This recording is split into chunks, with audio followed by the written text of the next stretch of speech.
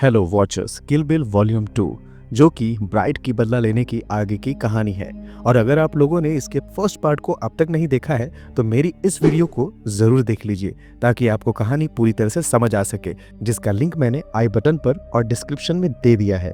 तो फिल्म की शुरुआत होती है और ब्राइड को दिखाया जाता है जो बिल को मारने निकल चुकी होती है।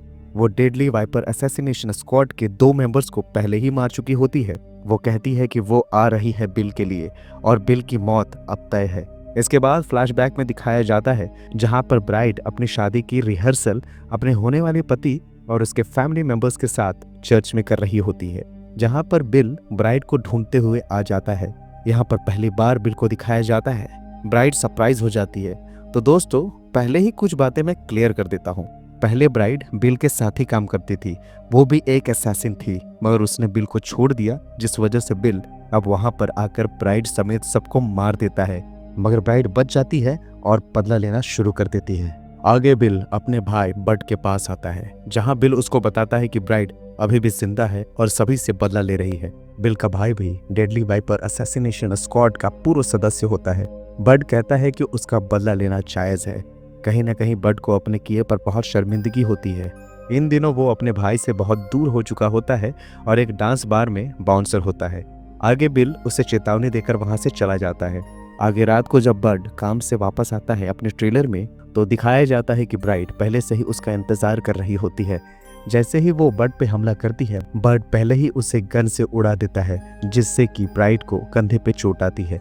जिसके बाद बड उसे बेहोशी का इंजेक्शन दे देता है और बाद में वो एली को फोन करता है। वो कहता है कि उसने ब्राइड को मार दिया है और उसकी हथौड़ी हैंजो वाली तलवार उसने ले ली है।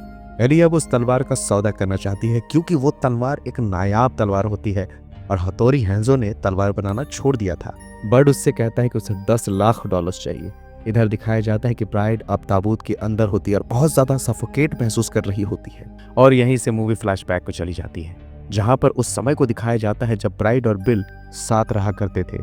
बिल बताता है कि उसने मार्शल आर्ट्स अपने गुरु पाई माई से सीखी है। वो बहुत ही गुस्सैल गुरु है। वो एक कला जानता है जिसे वुशी पाम स्ट्राइक कहते हैं, जिससे कि किसी भी इंसान को दिल पर वार करके मारा जा सकता है।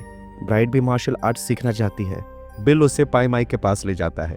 वो ब्राइड को बहुत ही कठोर ट्रेनिंग देता है।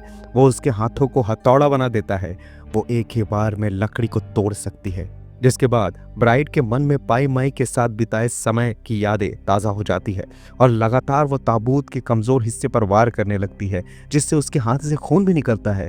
पर आखिरकार वो ताबूत को तोड़ देती है। वो कब्र से बाहर निकल जाती है और जिसके बाद वो पैदल ही पहुंच जाती है बड के टेलर के पास, जहां पर एली भी बड को पैसे देकर हैंजो तलवार खरीदने आई होती है। बड पैसे देकर बहुत खुश हो जाता है, मगर उसमें एक ब्लैक मैम्बा छिपा हुआ होता है जो कि उसे डस लेता है और वो वहीं पे मर जाता है। एली वहां से जाने के लिए वापस पैसों को भरने लगती है, मगर तभी वहां पर ब्राइड आ जाती है और एक जबरदस्त फाइट शुरू हो जाती है, जहां पर हमें पता चलता है कि एली भी पाई माई की ही स्टूडेंट थी, मगर पाई माई ने गुस्से में उसकी एक आंख फोड़ दी थी और उसके लिए उसने उसके खाने में जहर देकर उसे मार दिया। ब्राइड बहुत गुस्सा हो जाती है। वो एली की भी दूसरी आंख फोड़ देती है और उसे मरने के लिए वहीं पे छोड़ देती है। आगे ब्राइड एस्टेबान नाम के एक आदमी से मिलने जाती है मैक्सिको, जिसको कि बिल अपने बाप के जैसे ही मानता था। दरअसल वो बिल के माँ का बॉयफ्रेंड था। वहां पे ब्राइड को बिल का पता चलता है। इसके बाद वो सीधे बिल से मिलने चली जाती है। ब्राइड एक होटल में जाती है जहां पे एक कमरे में बिल होता है। वो बिल को मार डालना चाहती है, मगर जैसे ही वो दरवाजा खोलती है वो देखती है कि बिल एक बच्चे के साथ खेल रहा होता है और ये बच्ची कोई और नहीं होती बल्कि ब्राइड की ही बेटी होती है। ब्राइड देखकर सदमे में आ जाती है। उसकी आंखों से आंसू निकलने लगते हैं। उसने कभी भी सपने में नहीं सोचा था कि उसका बच्चा जिंदा होगा और बिल के पास होगा। वो उसे मम्मी कहकर पुकारती है। इसके बाद दोनों माँ बेटी खेलने लगते हैं। बिल ने पहले ही अपनी बेटी को बता रखा था कि ब्राइड उसकी माँ है। इसके बाद ब्राइड अपनी बेटी के साथ एक मूवी देखती है, जिसको देखते देखते उसकी बेटी सो जाती है। जिसके बाद ब्राइड और बिल आमने सामने होते हैं। ब्राइड बताती है कि आखिर उसने क्यों बिल का साथ छोड़ दिया था। वो एक दिन मिशन पर थी।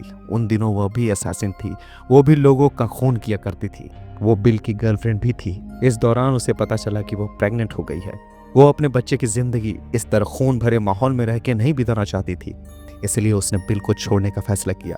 मगर बिल को ऐसा लगा कि उसने उसे धोखा दिया है, इसीलिए Bill deadly viper assassination squad को लेकर ब्राइड को ढूंढकर उसे मार देता है, मगर ब्राइड बच जाती है और अब दोनों एक दूसरे के आमने सामने बैठे हुए होते हैं।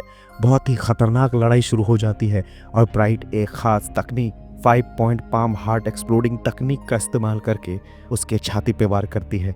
यह वही खुफिया तरीका था जिसको ब्राइड ने पाई माई से सीखा था। ब्राइड के अलावा कोई भी पाई माई से यह तरीका सीख नहीं पाया था। इसके बाद बिल 4 कदम चलता है और अपना दम तोड़ देता है। ब्राइड भी रोने लग जाती है। वो अपनी बेटी को लेकर वहां से चली जाती है। आगे हमें दिखाया जाता है कि ब्राइड एक नई जिंदगी की शुरुआत कर चुकी है और अपनी बेटी के साथ जिंदगी जीने लगी है।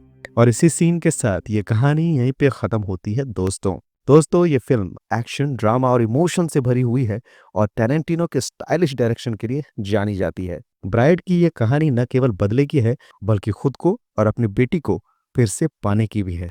उम्मीद है दोस्तों कि ये वीडियो आपको बहुत पसंद आई होगी। तो दोस्तों मिलेंगे ऐसे ही किसी जबरदस्त वीडियो में। तब तक के लिए thank you very much for watching. Keep watching, watch on point.